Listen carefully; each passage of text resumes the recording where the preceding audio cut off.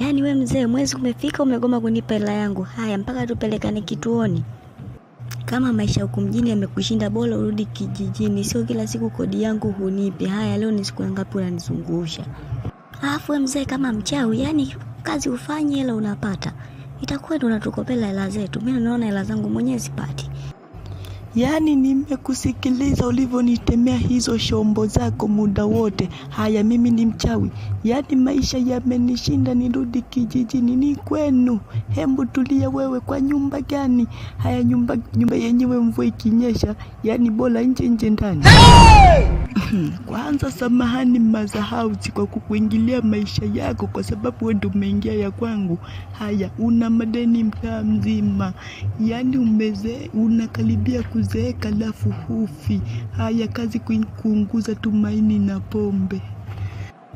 Nyo, babu wewe, yaani hapa bila kodi yangu mimi siondoki. Sijui cha madeni, sijui nini, sija kukopa wewe. Kwa hiyo utulize mshono. Mungu Baba, nijalie mimi nisije nikamtukana huyu mama, kwa sababu jana tu nimetoka kutubu. Jesus is Lord. Sasa Mazahausi, utaendelea kuongea au utarudi nyumbani pesa zako nikuletee mwisho wa mwezi? Nitaondokaje alafu pesa yangu hujanilipa? Yaani leo hapa siondoki kabla hujanilipa pesa yangu, hatutaelewana.